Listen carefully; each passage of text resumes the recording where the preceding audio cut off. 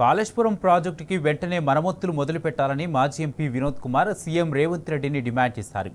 ఏపీలో పోలవరం ప్రాజెక్టులో లోపం వస్తే గుట్టు చప్పుడు కాకుండా 5,000 కోట్లతో పునర్నిర్మాణం చేస్తున్నారన్నారు.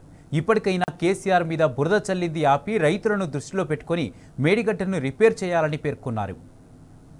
ఇవాళ యావత్తు ఉత్తర తెలంగాణ జిల్లాలకి ముఖ్యంగా మిడ్మానేర్ నుండి మళ్లీ ఎత్తిపోతల పథకం ద్వారా కరీంనగర్ జిల్లా, వరంగల్ జిల్లా, నల్గొండ జిల్లా ప్రాంతాల్లోకి నీళ్లు ఇచ్చేటువంటి గొప్ప ఆలోచన విధానంతో కాళేశ్వరం ప్రాజెక్టు నిర్మించబడ్డది. మేడిగడ్డ దగ్గర కొంత ఇబ్బంది వచ్చింది.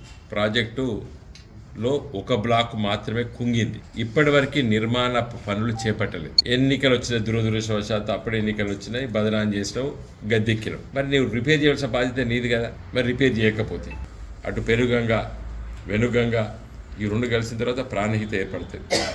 కాబట్టి పుష్కలమైనటువంటి ఈ నీటి సంబంధాన్ని సముద్ర పాలు కాకుండా చేయాలని నేను డిమాండ్ చేస్తున్నాను. రేవంత్ రెడ్డి గారు వెంటనే మరమ్మతులు చేపట్టి వాటిపైన చర్యలు తీసుకోవాలి.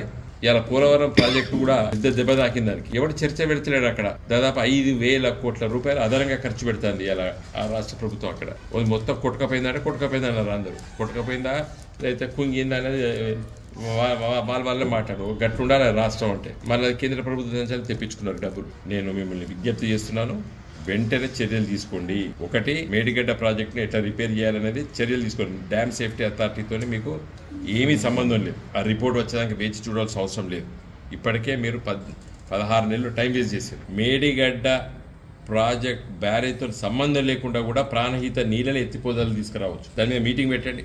మిడ్మానేర్ నింపి మల్లన్న సాగర్ దాకా, రంగనాయక సాగర్ దాకా, ఇటు కాకతీయ కెనాల్ ద్వారా అంటే ఎల్ఎండి నుండి కాకతీయ కెనాల్ ద్వారా సూర్యాపేట వరకు కూడా నీళ్ళు తీసుకుపోవచ్చు.